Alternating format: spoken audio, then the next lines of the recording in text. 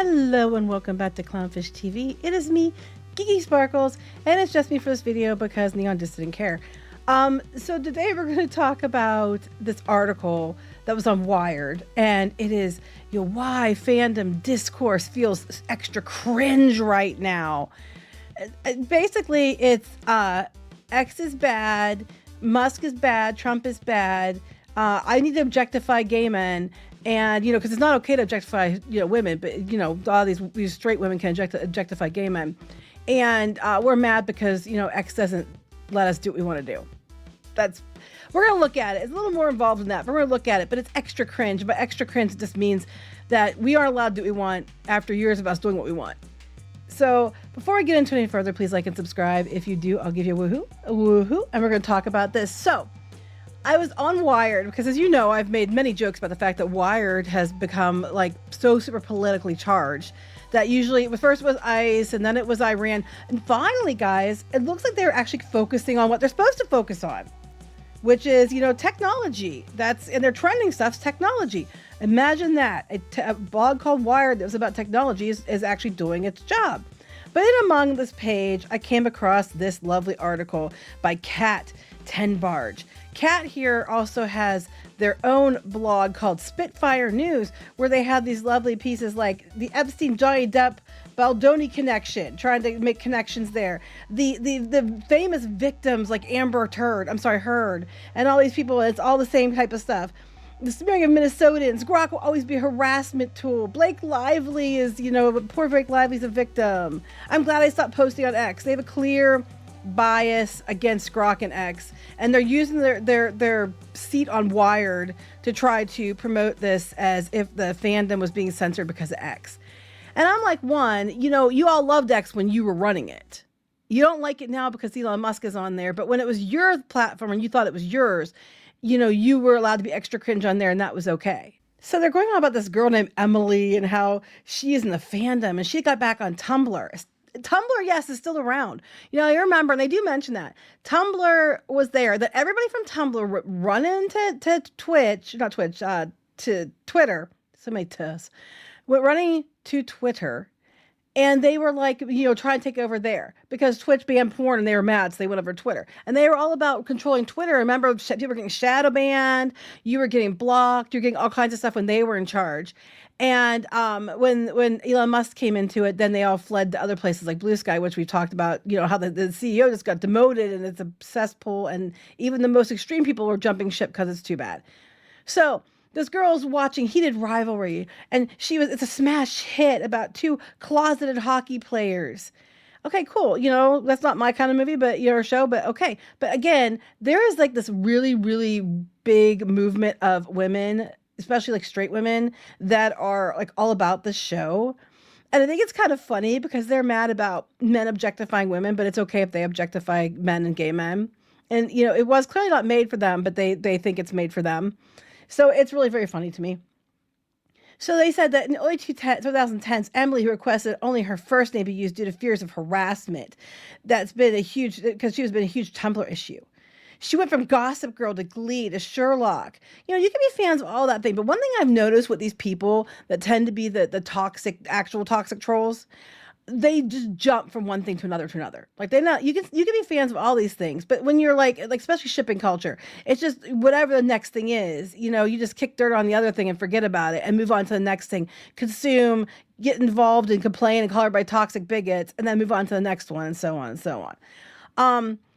She was talking about when she was in her early 20s, she moved to a new city and tried to be more of an adult, and she left fandom spaces. And when Heated Rivalry happened and Tumblr exploded, old friends I haven't spoken to in years started popping back on. Everybody's like, "Hey, have you guys seen the show?" Tumblr has been, I would say, revitalized.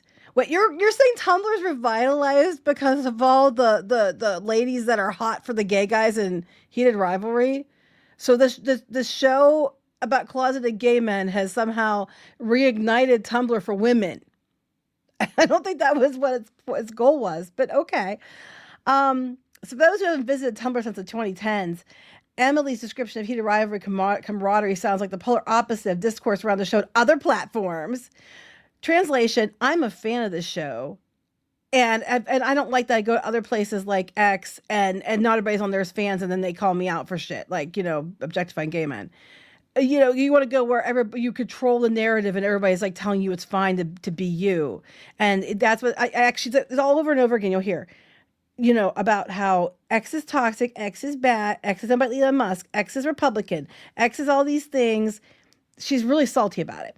So they said a Vulture article unpacked the series' popularity among women, as well as the culture of women pairing two male characters together in steamy fan fiction, which is a thing. It prompted a backlash and seemingly pitted the anti-fandom culturati of coastal media outlets against women who appreciate the sex scenes and plot lines of Heated Rivalry. Come on, you can just take out the plot line part because I doubt that's why you're watching this show. At least own it. But the way the discourse is playing out on X is bizarre and at odds with reality. Most culture reporters there are not prying into fandom or to embarrass and scold women. Fuck you. Pop culture media has most definitely gone out of their way, like this fucking article, Kat, to go and vilify and embarrass and scold people who don't agree with you, who don't like your thing, who don't like Star Wars, who don't like whatever. We've seen it over and over and over again. You're acting like most people don't bother with that. Bullshit, you've been doing it for years. Why do you think people don't read your articles anymore? Why do you think people are just completely over that? You can't use the whole "you're a bigot" anymore to control people because they're so they've heard it so many times they don't care anymore. It's because of this. They're not trying to pry or embarrass or scold women. I'll scold you. You say men can't objectify women, but it's okay for you to objectify men and especially gay ones. Just, I can play your game all day. A lot of them, myself included, started out as Tumblr fangirls to begin with. I have never been a Tumblr fangirl because they were batshit then. I'm sure it sounds like they're batshit again. Okay? And although Vulture reporter Alex Jung wrote about whether the culture fetishizes gay men, it is. I'm sorry. He ultimately concluded that women writing fan fiction are exploring their own identities and desires. No, it's just like, romantasy doesn't fetishize men, but that poor guy got people grabbing his pecker at that one party and putting an air tag on him. But it's not about fetishizing men. Yeah, it is. And I'm going to tell you, some of the behavior I've seen out of women fetishizing dudes is far more toxic than what you try to say men do. And I mean, some men do terrible things, but women aren't exempt. Just because you have tits doesn't mean you can't be a toxic trash bag. I'm just saying. So then to go about this about they identify their desires when actual gay men. No, it's because gay men are watching a show if they want to watch a show. They watch it because to them it resonates. You're just watching it because you're getting off on it. I mean, not saying that they can't get off on it too, but I'm just saying you're objectifying men. It goes on and on and on. They're talking about Tumblr's decline was the controversial porn ban, which we talked about, and they're talking about how Apple took Tumblr off the platform for a while, and all that stuff. But then this Amanda Brennan, a meme librarian and fandom expert. Okay, I'm a fucking fandom expert, okay? If we can just assign titles now, I think I've earned the title of fandom expert at this point as well. I'm not a meme librarian, however, my children probably are. They worked at Tumblr between 2013 and 2021. Fandoms are very spread out. It's just all these different worlds that now coexist. They don't bump into each other as much. Well, that's true. Depending on what platform you go to, things are going to change. Moderation and censorship of fandom spaces still plagues communities around the internet. The rules aren't enforced equally. You mean like the saltier than crate on Reddit that you can talk all kinds of lies and shit and then say flat out things aren't true. But if the person you're lying about comes in and says, hey, that's not what we said, they can ban you and censor you so you can't even correct their lies. You mean like that? Because, that's what people like us have been dealing with for years by people like you, Kat. Just saying. Yeah, they aren't enforced equally. No shit, Kat. Despite Greg's creation of non-consensual sexual images, that's a mouthful, including those of minors earlier this year, X was never pulled from the App Store. Well, yeah, because it's owned by Elon Musk, and X is way bigger than Tumblr. Now that fandom is having a big heated rivalry moment, a lot of discourse around it's happening on X, a platform that's also became significantly more right-wing thanks to Elon Musk, which in turn has pushed some heated rivalry fans back into Tumblr, back into the closet, as well as a growing number of X alternatives like Instagram's threads.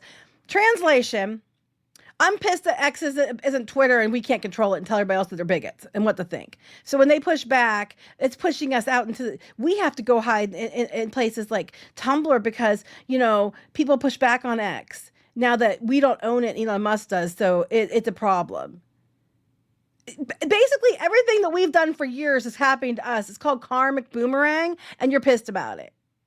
Let's be honest with what this is, Kat. They're talking about there's still heated rivalry drama on other platforms too, but the specific culture of X has produced some of the most toxic intersections between the site's dominant reactionary conservatism and viral fandom takes. I'm on there all the time, and I'm not seeing anybody getting really bent out of shape about heated rivalry. I don't think it's that talked about on X. And if it is, I don't think most people give a shit about it. I think it's the toxic intersections between the site's dominant reactionary conservatism. I could have changed this like several years ago to say toxic intersections between the site's dominant reactionary liberalism. Because a few years ago, that was the case. They kept saying they weren't shadow banning people. Turned out they were. Kept saying they weren't being censored on things they said by people that worked at Twitter who didn't like it. Turned out they were.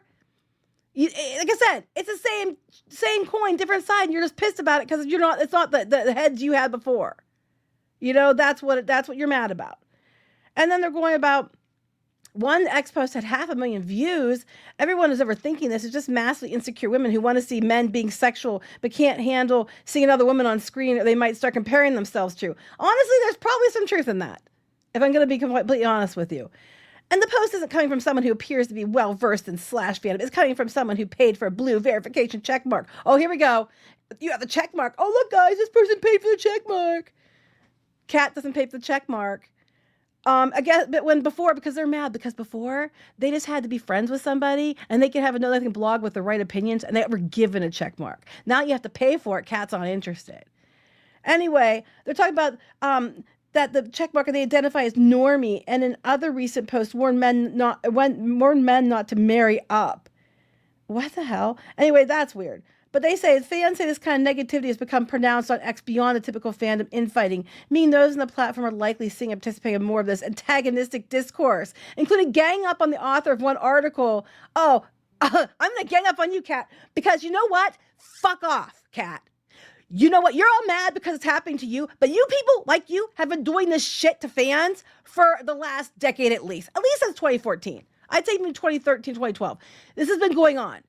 If people didn't like what you liked, they were a toxic, bigoted, misogynistic, incel, whatever, because they didn't like what you liked. And now you're complaining about people doing the exact same thing to you that you've done to other people, that you being the type of person, have done to other people for years.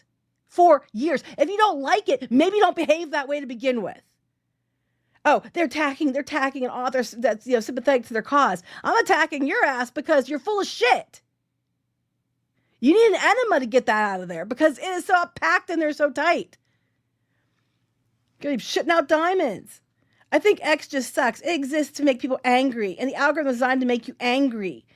A writer of a book, Western Fandom, who defended the Vulture piece on her own Substack. Fan culture being so entrenched on there means it's never going to leave. The fans we love getting mad as a group. Yeah, well, that's not untrue. But then why are you writing articles like this then? You're writing articles like this because you want the anger. You want the engagement. You want the clicks for money. If you didn't, you would just be like, oh, well, people could do whatever. I'm not going to try to write articles about it and try to anger people. You're trying to beat people to read it. You're doing the exact same thing. And yes, they do tend to show people things they think they're going to interact with, good or bad, because that's what brings the money. That's not untrue. But here's the thing. It's like this has been going on for years and you're okay with it when you thought it was going the way you wanted it to go. That's the problem. From fan art being the subject of late night TV jokes to studios going after fan spaces for copyright offenses, all been going on for years. Fan art, you mean fixture shit because it wasn't drawn in the right shade that they wanted? Literally had a kid. They were getting threatened and told to kill themselves because they drew Mermista from She-Ra in the original form and not the new show, and they whitewashed her according to the people that were threatening her. Don't even go there with me. Do not. You're not going to win this. So all these things are kind of in the psychic memory of fans, even if they aren't around doing during those years, and a lot of them were. But as a journalist, as someone with a foot in both worlds, I'm like, guys, this vulture writer is not the enemy. Well, I'm also a journalist. I also have a foot in both worlds. And I think you're full of shit, Kat. Oh, they go on and on about this vulture article. I'm not even going to pull it up. But I see a lot of different fandoms where people won't click the link. They'll just see what they say on social. They'll see the headline, not necessarily digest the entire story. And then they'll probably make comments about it. Yeah, that happens to us on Reddit all the time. It happens to us on our videos all the time. And then those are the places where we try to step in and say, hey, that's not what we said. And then they delete us and block us so we can't even defend ourselves to say that's not what we said and you're reporting it wrong. At least I have the decency to read your article before I call you a dumbass.